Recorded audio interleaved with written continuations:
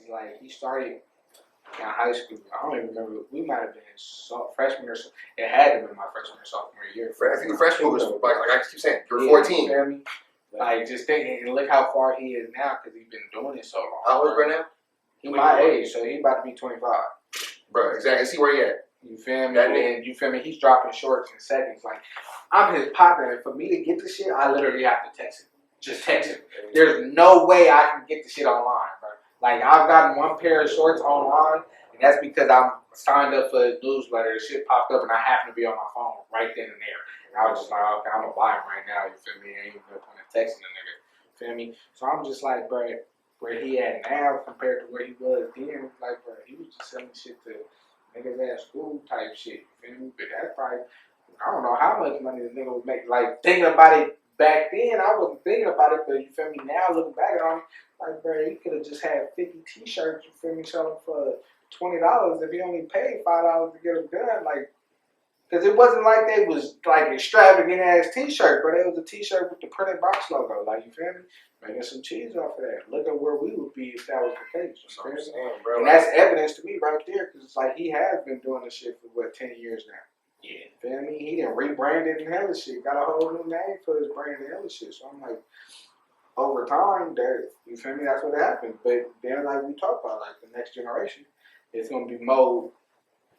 You feel me? More kids that do start that early. Yeah, because it's so much. They're seeing it. You feel me? When he started his own shit, I'm like, what the fuck? Like, who the hell is selling? Like, you feel me? That wasn't the thing. But now it's just like it's hella people in the Bay Area selling clothes.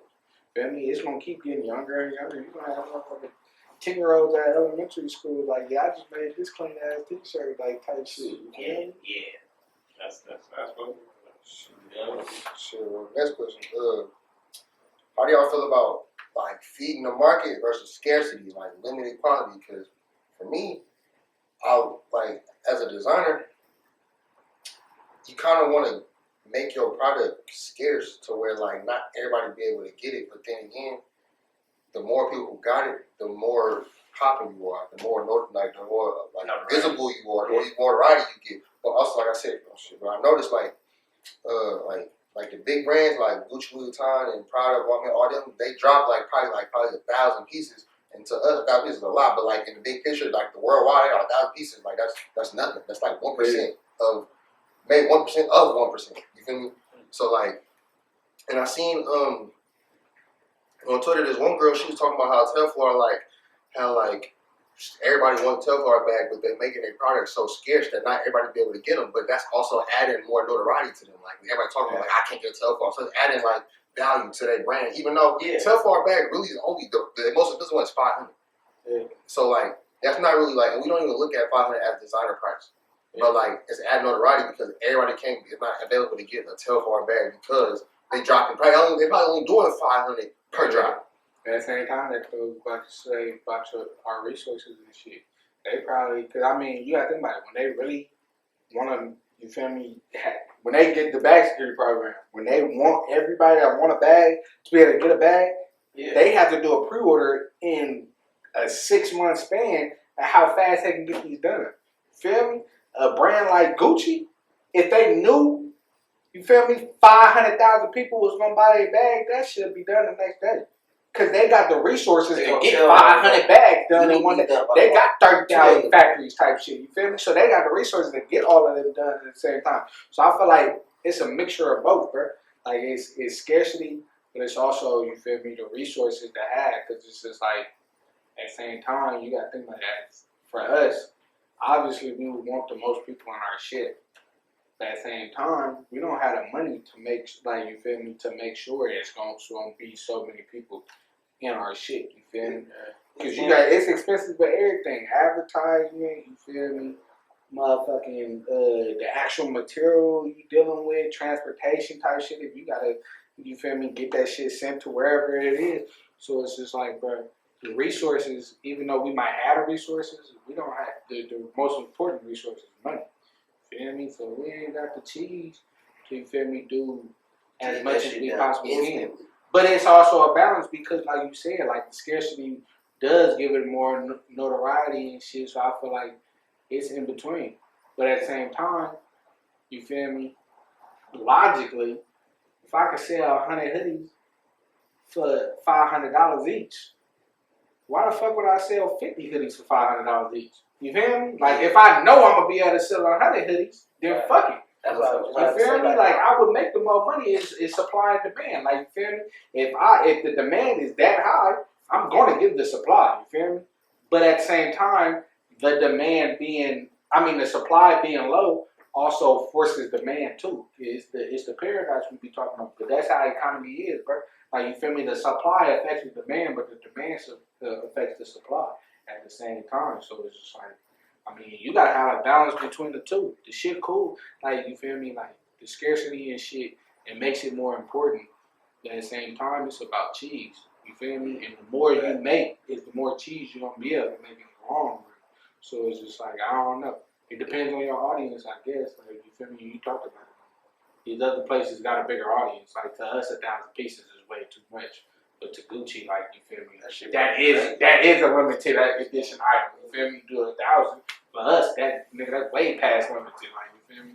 So I would say just don't miss your demand too much. I mean, like, basically what he's saying. Like, if you say I sell out, okay, you made 100 hoodies and you sold out, and you got 10 people asking you to re-up, don't re-up 100. Just you pass that. But if you got 60 people, you feel me? Do it. Be strategic about it. You got 60 people telling you re-up. Go get your bag. You know what I'm saying? It's damn near just like Matt came to the pop-up yesterday. Like, he missed the hoodie. Yeah. But everybody's still asking that nigga, oh, do you got this? Like, he's still being asked. We forget the pieces, bro. So That's, you feel me? but that goes into like how I did my shit. Like my first year, I said I did my 2 color hoodies. And I didn't restock again until I just did them 3 years later because there's like so many more people asked me to do that color again. So like, build up the so I built anticipation towards now. It's like, okay, now I just sold out of that shit and that color. So it's like, if you can, like I said, you could do it. You feel me? You could give the market what they want, and then like I said, probably now I'm probably not getting more restock that color ever again, just because it's just like I did it 2 times, and this time I did it in a bigger quantity. You feel me? So everybody who missed out the first time, they got it. So if I say I'm probably not gonna restock it, or if I do, it's probably gonna be another 3 years from now, to where I can build up the notoriety. Gonna be bigger. Yeah, so now it's like a bigger audience to where, because like it's gonna be new people who don't know who I am. Ain't gonna look at my Instagram and go, I want the original. I want the first ones. How I'm gonna get it? I'm gonna be like, all right, you know what? So 3 years from now, maybe I might be like, you know what? I'm gonna redo that, because you feel me? It's just like how the niggas came to the pop up and get shit. Now they're like, fuck, I'm gonna get it. Like, I'm gonna do it. Now you anticipate me like, okay, now I gotta look for this booming, just like your pink camo shit coming. It go both ways for sure. But that's like fucking shit. I don't even remember what years it was, but it was probably a little bit more than 5 years ago, or maybe a little less. Feel me? It was a point in time where Nike started flooding the market with their Jordans because they wanted to get rid of resale, because the demand was so high. It was like, all right, we might as well, like, you feel me? If we making 70,000 pairs of these Jordans, shit, and they selling out, and y'all reselling these Jordans for 5 times the price. Fuck the resellers ain't making us money. Feel me? Let's make 140,000 pair of these shoes. They started really flooding the market, and then they realized it's crazy, because then they realized how it devalued the shoes though. After the fact, the long term effects was like, okay, these Jordans ain't as tight, because anybody can have it in their sitting on shelves. You feel me? And that's the thing, bro.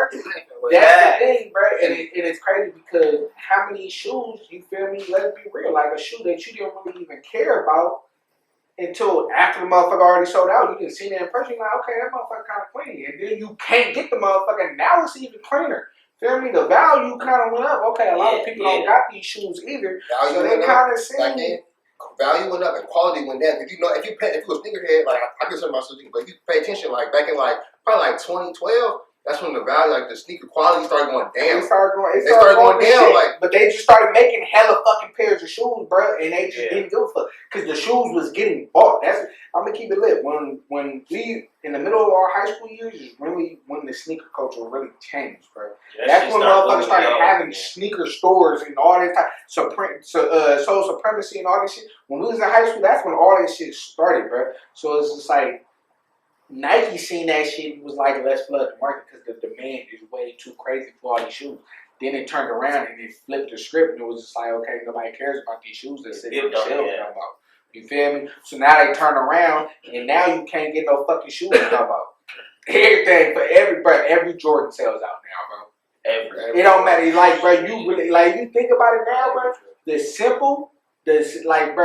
The most like regular fucking design, they can come out with some 13s right now, any colorway. There's a good chance if you go into the mall, bro. You feel me? They're not gonna have a full size run of that shoe. Like they might have a couple sizes left here and there, but then you can go through that whole mall and not find your size 6. You feel me? Any Jordan that come out, that's just how it is. But back then, it was to the point where it's like if the Jordan was ugly, that motherfucker was sitting on shelves because they released too many motherfucking pairs. But now they know they can basically sell out. If they do the quantity right, they can basically sell out any Jordan, regardless of how well they really put it out, bro. And it's just like it gets to the point where the shoe game so fucked up, motherfucker might not even get no shoes. You know what's also crazy about Nike how they do that shit? Like I was watching this documentary on like Michael Jordan and like how he changed the sneaker game. And you realize like in the beginning when Nike or when Jordan first came out, they was like in commercials. Like they had commercials and ads and all that other shit. Like you seen them everywhere. Now I can't even tell you like I seen a Jordan commercial ever. I can't even tell you like I seen a commercial where I seen LeBron in it. Because it's so prevalent. Like, I can't tell you. I'm not wasting my money on marketing. Yeah, it don't matter no more. The demand is there for the shoe, bro. MJ became MJ. You know, like you feel me? People, it's to the point where it's like you like growing up. You ever realize? I took a class in high school, and it was we had this assignment about the halftime commercials, and my teacher told me straight up like this. We can tell as the consumer, you can tell shit has changed with what's that damn car? Maseratis, because they started doing commercials. Yeah. They had a halftime commercial when I was in high school for a Super Bowl, and she was telling me, it was like, okay, just think of this when you was a kid. You didn't see a lot of Maseratis. But the value of Maserati was there. You knew about the car. The value of Maserati was there. You never seen commercials. She was like, now, you know, I know some of you come from, you feel me, different background. Now, all y'all tell me, how often do you see Maseratis now? Like it's an everyday car like a Kia. Because their value is down. It's not a rich person car. This is a regular person car. Feel me? And that's when they started having to do commercials and shit to try to their demand isn't there as much as a Benz. The Benz is already, it's a Benz regardless. Like it's like, you know, it's just like she was like basically like, you ever seen a Lamborghini commercial? Yeah. Like you feel me? It's Lamborghini. They don't that target is different. Yeah, they target honestly so different. They be like, you don't need to commercial. Like, yeah, like if you want to go find one, you got enough money. That value is already there, and there's a thing of marketing where it's just word of mouth. Word of mouth is more powerful than any other marketing. So if your word of mouth is up there, you don't need anything else. I don't need a commercial when every day people are talking about my shoes. Let's talk about Jordan. If every day somebody is talking, every day in every household, Michael Jordan is getting brought up all the time, 24/7. You feel me? Somewhere in America. Let's be honest, bro. That nigga getting brought up. So you don't need a commercial no more. Let's keep it honest, bro. I feel like all four of us here got a pair of Jordans in the closet right now. All four of us. I mean, shit, you got some on. I got some on. Like, so it's that prevalent. It was like, bro, he don't need a commercial because it's like the word of mouth is gonna carry Michael Jordan until you get far enough to where Michael Jordan is a myth. Yeah, bro, if that makes sense. It's to the point to where now if Michael Jordan died today, his shit would still sell. No, it for sure would, but you get to a certain point where people don't really remember who Michael Jordan is. Let's say like there's other people like there's other players that obviously wasn't as big as Michael Jordan that had shoe deals. But once the generation start forgetting who that person is, the shoe isn't important anymore. Yeah. You feel me? Type shit. So Michael Jordan gets carried because he's the GOAT. You feel me? He's the GOAT. LeBron's gonna get carried because he's the GOAT. You feel me? You got multiple GOATs. But you feel me? Kobe's gonna get carried because they the GOAT. You feel me? If people don't look at Kevin Durant like that, you'll see LeBron and you'll see LeBron's and motherfucking Kobe's last longer than a shoe that's more recent, like a KD. Yeah, that's facts. Or a Kyrie. KD shoe all the You stuff. feel me? So it's just like KD had his time where you feel me. Where everybody was going like that. 1 through 5 was going stupid. Yeah, the 1 through 5 was going crazy. You feel me? He started drifting off into some different At the shit. same time, hoop shoes kind of changed, so it's a whole little. You feel me? Because it's like back in the day, you got to think about it. Jordans was really hoop shoes. Like they were hoop, like they were shoes literally like they weren't walking sold down to be shoes. like a casual shoe. They were literally hoop shoes. You hooped in the motherfucker. So that'd be the difference because shit changed. It's just like, but like that word of mouth is always just gonna be like, you feel me, more powerful than anything, because that's what really gonna drive people to do some shit. Like, you feel me, if all your partners talking about, you feel me, doing this, you feel me, you probably gonna be like, okay, you feel me, like, if everybody got a motherfucking some Jordans, I wanna get some Jordans.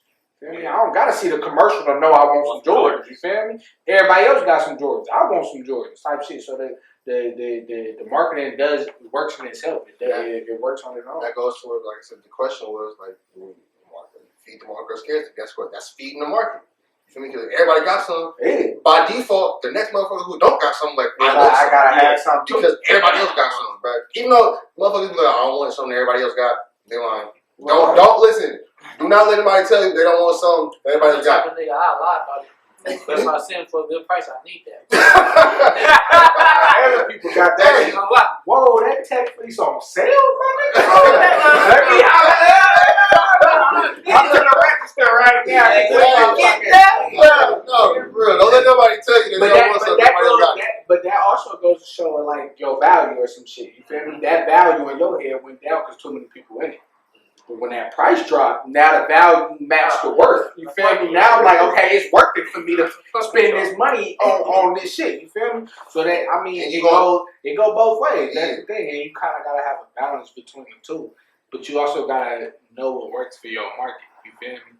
Your market, you might have to flood that motherfucker to really get people, you feel me, in your shit. Like, let's be honest, like, I wish the nigga was here, but like, Nizzy, like, you feel me? When he had a flurry of hella hoodies, everybody started wearing his hoodies. It started even getting down more like, why the fuck I see so many people in Bior hoodies? Like, who the fuck I can get that from? Feel me? Or even just the name change. What the fuck is Bior Flowers for California? Every day somebody, every day somebody on Twitter is asking what the fuck Bior Flowers is. All it takes is somebody to tag Easy Boo. Now he in the dough. Feel me? That's that. I mean, that marketing tactic. That marketing, I was watching something on Twitter, not Twitter, on YouTube about like your marketing tactics, and basically it was saying like the more money you spend on marketing, the more money you'll make in the long run. Because like say for example like Neezy was paying people to change their name, right? So he paid. Say for example, he said he's paying some, and other people just followed the trend. Yeah. So say for example like he paid 10 people, you feel me, to change their name to Bior Flowers, but actually in big picture, it was 50 people who had the name Bior Flowers. You feel me?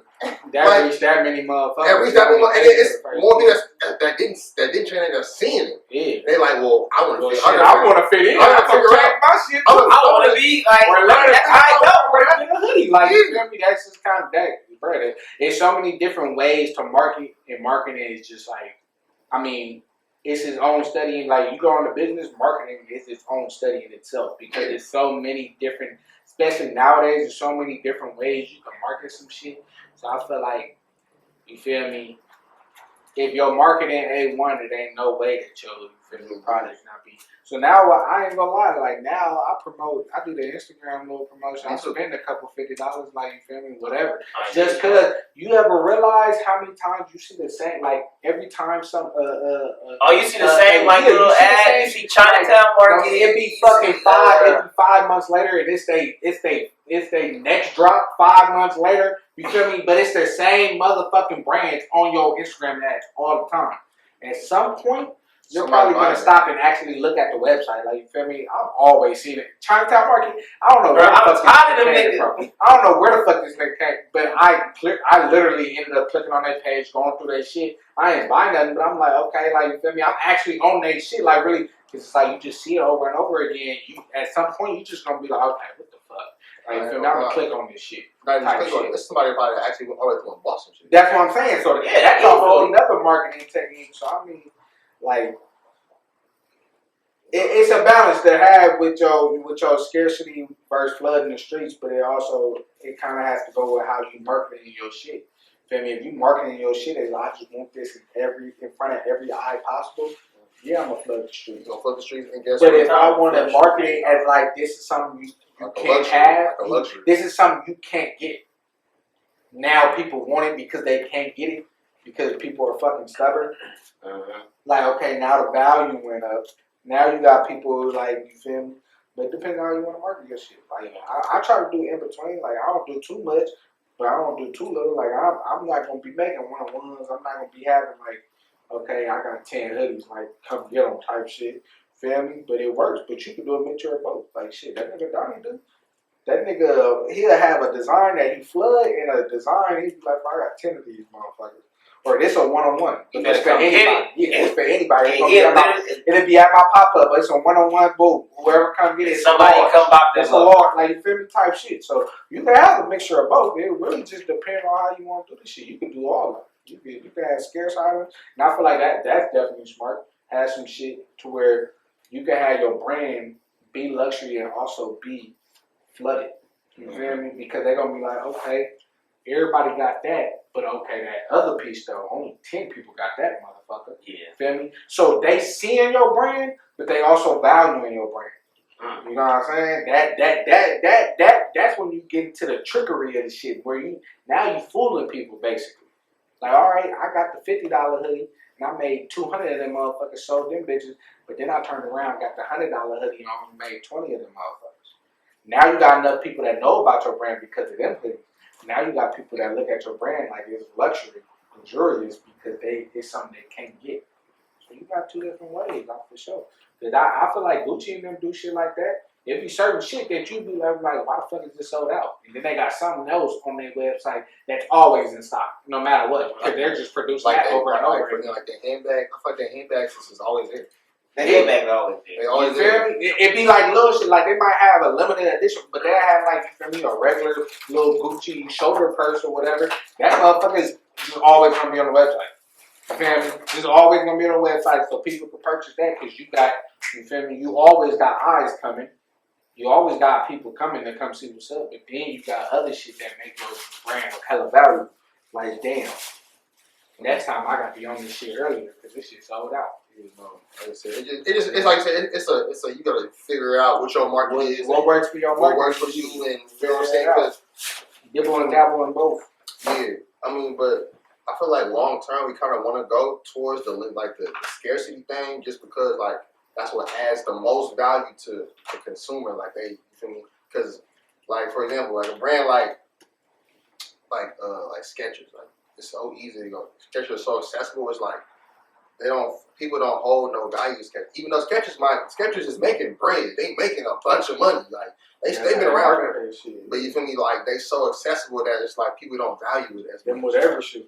Yeah, them whatever shoes. But then that's why you also got to match it with the price too. Because it's like you flooding the streets, you can't flood the streets with something expensive. You feel me? What makes this $1,000? So that's a bigger market to even go after. But it's just like it's numbers, bro. To play with this shit though. You feel me? It's just like if I can get 10 people to buy motherfucking 10 shirts, you feel me? That's still for what, $10? You feel me? That's motherfucking $100. But I could also get 2 people to buy a $50 shirt. It made that same $100. You feel me? It's just numbers. You feel me? Like, so every different brand kind of look at it differently. But that's why you'll have a motherfucker like the owner of Skechers probably a billionaire. The owner of Gucci's probably a billionaire. They're both making billions of dollars. like, who cares? But you feel me? They're making it different ways type shit. Because one is flooding it with cheaper shit and it add up. The other one's making scarce shit but having it more pricier. So it's just like, yeah, like that's just different business models of how people go about shit. And it's never it's never black and white or straight line or anything. You could do all different business models with different products. Because it's really based on the product. You can have different shit. That's why, you feel me? You got, I mean, you see it in brands and shit where you got like Apple. It's like this phone could be $1,000 when it come out, but by the time the next phone come out, this motherfucker not $1,000 no more. That shit is $700. You feel me? But they're still selling. You feel me? They're still selling iPhone 10s and iPhone 9s and shit, even though they're on to iPhone 12. It's just a cheaper price. You feel me? But they give you them levels. You feel me? You got the iPhone. You feel me? 11 where it sold out when it first came out. Feel me? Now it's always on shelves, right? Like the PS5. You get to the point where it's just more and more accessible to get the PS5 because they keep making more and shit. Now the prices for the shit is going down. You feel me? Now it's more accessible. But when the PS5 out, now that PS4 is worthless. You feel me? But it's levels to this shit because they still be selling PS4 shit. You feel me? Even though they didn't already came out with the PS5, they're still selling PS4 games. Shit, them games still be having updates, like all type of shit. Because it's still a market. It's still a market for the shit because it's the cheaper shit. There's more of it out there. You feel me? People still using this shit, so it's just like, whoa. You feel me? And that's why I was just telling my partner, I was like, bro, we ain't really gonna get no PS5 games, like actual PS5 games for real, until everybody got a PS5. Because like the market for a video game person, you might as well market to both systems, the PS4 and the PS5, because it's like it's not enough people for the PS5 yet, bro. So it's just like, bro, you ain't gonna have them games that you feel me take advantage of all the extra shit that go on with that controller. You ain't gonna have hella games that's doing all that shit yet because they're still making games for PS4. You feel me? And letting you play it on the PS5 because most of the people have a PS4 right now, not a PS5, bro. And that's just how it is. That's a product of the pandemic stuff, but that's a whole other thing. But I feel what you're saying though, like you gotta. But I mean that even before the pandemic, like when the PS4 came out, you feel me? It was still games coming out on the PS3, bro. You feel me? Until it was common for people to have a PS4 in their household, bro. Every game wasn't gonna be strictly on the PS4. Motherfuckers were still updating their old game. It's like right now we're fucking GTA 5 on the PS. Bro, GTA 5 has been on 3 different systems, bro. Yeah, it has. That shit came out on the PS3, bro. And they just keep updating the shit. They not even making a new game that you could play for the next system. They just keep updating the game, bro. I remember when the PS3, I beat the game on PS3, bro. Then when I had to buy it again to get it on the PS4 just to play it on the new system I got. And now the game not beat. I was mad. Like, what the fuck? Like, what kind of shit is that? You know, But it's just like, bro, the market is still there for them to do that. I feel like that just speaks to some shit I learned about, like continuous innovation. Like when you just continue to innovate, that's how your shit grow and scale. Now maybe when you first came out with the iPhone and it was 1,000, it was a group of people you couldn't reach. They just wanted it for 700. Now that motherfucker go down to 700. You reach them and you reach your $1,000 box. You feel me? Like that's just a small little vague example, but continuous innovation is how you grow and you scale and you expand and be big. So you gotta keep, how we get that was great shit. You gotta keep doing that shit. Facts. And I feel like that's another point that people should realize. Even with the clothing line, you can do that. Like, you feel me?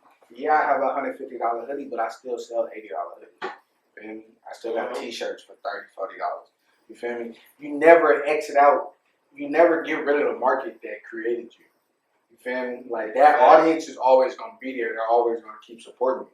So you can graduate into a bigger audience, but it's just a bigger circle now. You don't, you feel me? You don't just move up the next level. You still engulf them in with you. So it's just like, yeah, I got the people who, you feel me, only got a couple extra dollars to spend on my brand.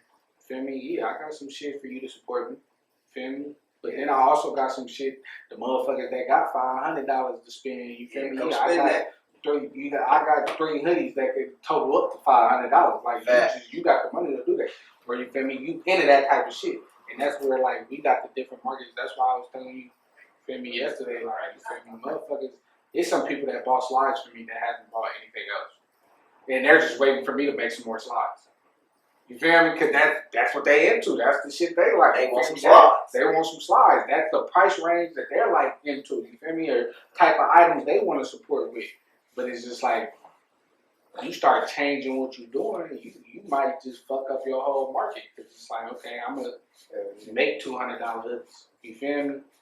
Okay, but these motherfuckers wasn't into the $200 hoodies. You might have reached some new people that are into $200 hoodies, but they tell the motherfuckers they ain't splitting the 200. So I feel like you gotta have a balance.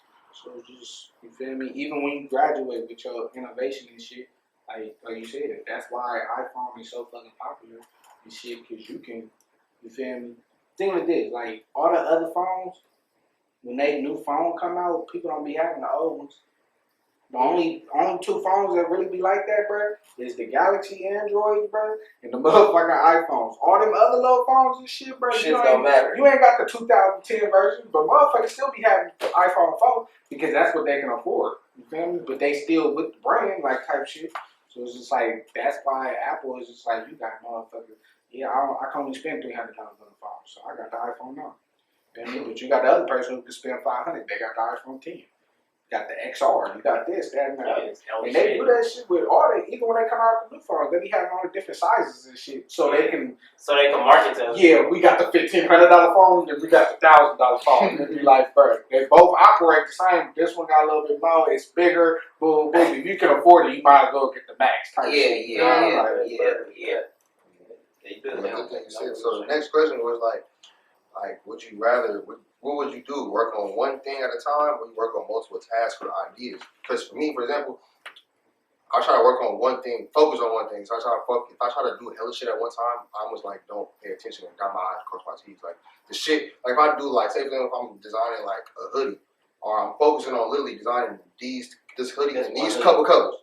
Because I know if I'm trying to do this hoodie, this shirt, this jersey, these pants, these shoes or whatever, like I'm like, I get lost in the sauce and like I don't perfect the hoodie how I want it to go. So that by the time it might come out, it might be something I'm like, I don't even like this no more, bro. Like I don't even like how this came out because I didn't put in that much effort. Where versus if I focus on one thing, I'm like, I'll do it. But then also like everybody ain't me though. Like you might be able to do that where you could focus. You could focus on 10 different things and they all come out good. You feel me? So and like I said, that's how like business is so like wide variety. Like anybody can do something that works for them. Yeah, I mean, like especially with me because I do a lot of different designs and shit. It's like, what I realize is kind of how my formula, my blueprint to get this shit done is start planning far enough in advance. Is that I could get multiple stuff like. Say like this, if I'm finna drop something, you feel me, it's March. I'm finna drop something in June, you feel me?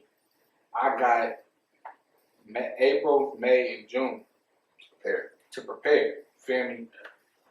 April, I could do one of the hoodies that's dropping. May, I could do the other hoodie that's dropping.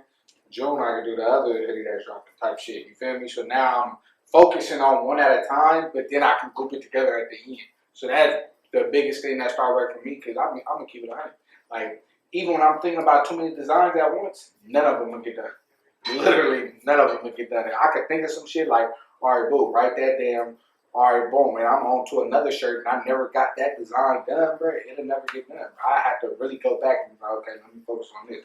And then even with my graphic designer, if I send them too much shit at the same time, this nigga forget what I asked for type shit, or just rush something. Because he like, okay, I got to get 5 orders done, and they 5 different images that he trying to get them to draw. The 5 images probably going to be less quality than if he took them a couple of days to do one image. You feel me? But that's just, I mean, you only got a certain workload where you could do everything perfect. You feel me? Everybody got their limits. So it's like at some point, when you're doing too much shit, it's going to start taking away from other stuff. And like you said, like, you feel me? You get to the point where like you don't feel like you're doing the shit perfect. Because you got too much going on. I feel like that too. So I had to find out what worked for me. And what works for me really is just get designs done so early. Like I got my design done for the next Valentine's Day already. Feel me? That's how far I in advance I work. Feel me? Because now I can focus on the shit around that too and not lose sight of the shit that I'm dropping on Valentine's Day. Like I have the design done.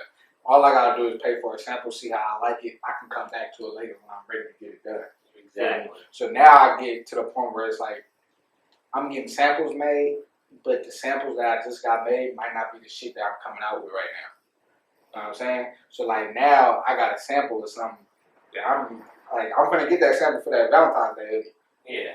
I don't have to pay for that shit, until I'm ready to monetarily get it shit. But the shit is ready. The idea is put together and everything's already ready. The date's already scheduled, like, you feel me? All that shit around the actual design is set. Because the design is set. You feel me? Now I can focus on other shit because that already got handled and just got placed to the side. Hopefully don't forget about it, like type shit. But like you stretch yourself out too thin, you start fucking up and shit. But that's really my blueprint of it. You feel me? Like going one by one and then grouping it together at the end. Cause doing too much shit at once, you're drowning yourself. Shit, I learned to set my shit up in season. So like, if you go through my computer.